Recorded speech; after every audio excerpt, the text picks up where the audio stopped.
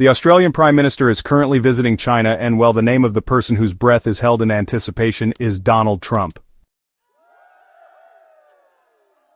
When Donald Trump took office in his recent term, he initiated a tariff war in the name of rivalry with China. He imposed tariffs arbitrarily, wherever and however he pleased, claiming that other countries were not treating America fairly. In a bid to foster global unity and ensure fairness, Trump imposed reciprocal tariffs not only on adversaries, but also on allies like Japan, South Korea, and Australia. These tariffs on allied nations were waiting for the day when Trump would need to know who truly stands with him. These countries, having learned from Trump's own tactics, are now applying his strategies against him, prioritizing their national interests. The United States sent a message to the world that "Make America Great Again" and "America First" should guide global policy. Similarly, countries like Australia, Japan, and South Korea are now emphasizing their own national interests, declaring that their countries come first. Trump used tariffs and threats to intimidate nations, saying, "If you don't comply, I'll slap tariffs on you." This might have worked on countries benefiting from trade with the United States, but what about those that didn't gain much from American trade? This brings us to today's significant session, as the United States, seeing no trade advantage with Australia, is planning to revisit its security ties with the country. You may recall that in 2021 the United States, Australia, and the United Kingdom formed a trilateral alliance called AUKUS, under which the United States, with the UK's assistance, was to supply Australia with submarines. However, the United States is now planning to create complications with these submarines. The United States had previously snatched a nuclear submarine deal from France for Australia, which greatly angered French President Emmanuel Macron at the time. Now the United States Department of Defense is saying it wants to reconsider AUKUS.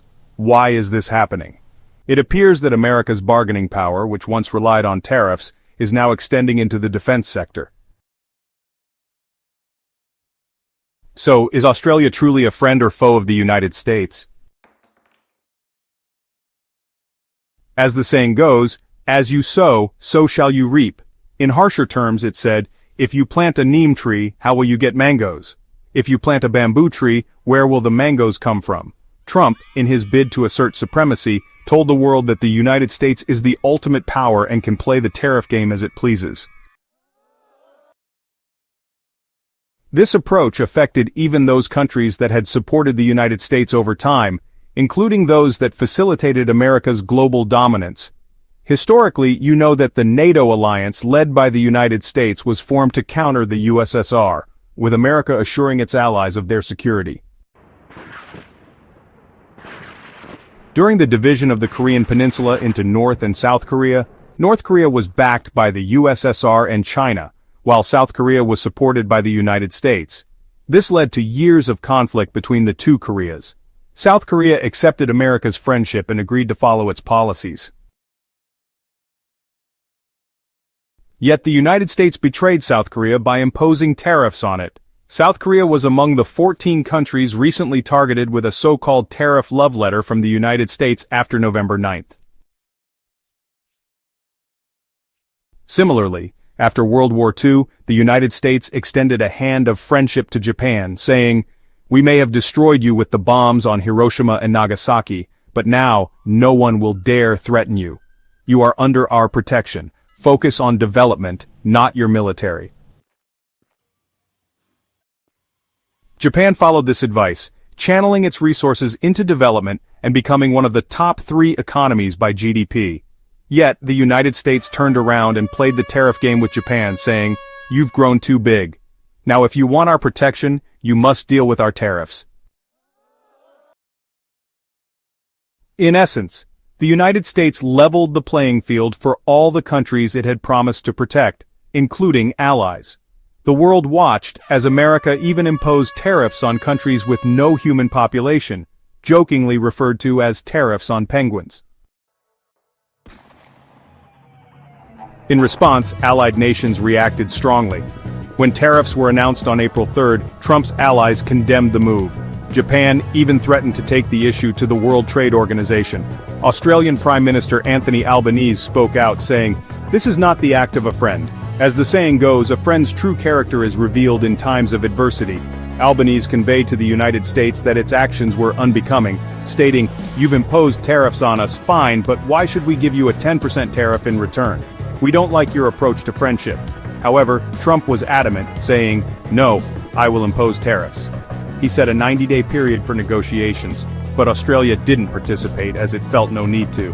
The real tension stemmed from the fact that Australia had surpassed the United States in certain aspects, sparking rivalry.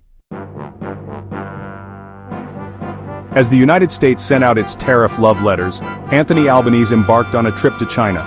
As America's allies began to drift away due to Trump's policies, particularly in the context of the United States pitting Taiwan against China in the South China Sea, a significant question emerged. If a conflict arises between Taiwan and China, will Australia and Japan, located in the Indo-Pacific region, fight alongside the United States against China? This is a critical question. The conflict between Taiwan and China has been discussed before, but let me recap briefly. China seeks to control the South China Sea, a part of the Pacific Ocean to its south.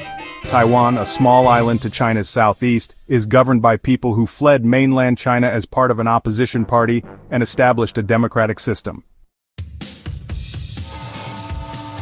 Taiwan, with United States support, now seeks its own identity. While both Taiwan and China claim to be the true China, one as the Republic of China and the other as the Democratic Republic of China, most countries recognize only one China to avoid conflict. However, Taiwan's advancements in science and technology, particularly in semiconductors, have made it a global leader.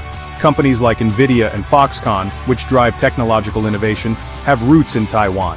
This has made Taiwan a potential customer for the United States, which sees an opportunity to sell weapons by encouraging Taiwan's pursuit of independence. The United States has fueled tensions between Taiwan and China, urging Taiwan to seek independence while selling it weapons.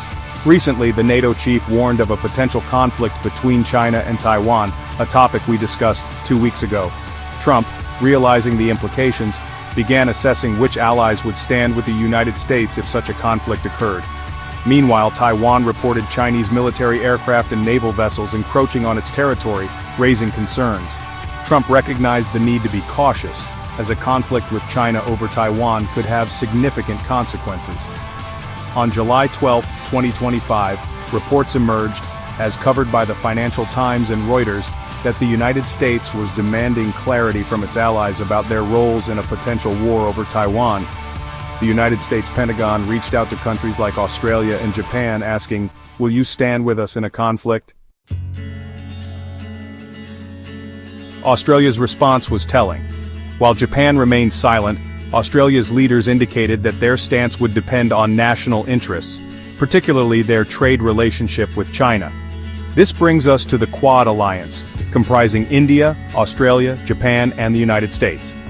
India has made it clear that it does not view the Quad as a military alliance against China, but rather as a cooperative framework.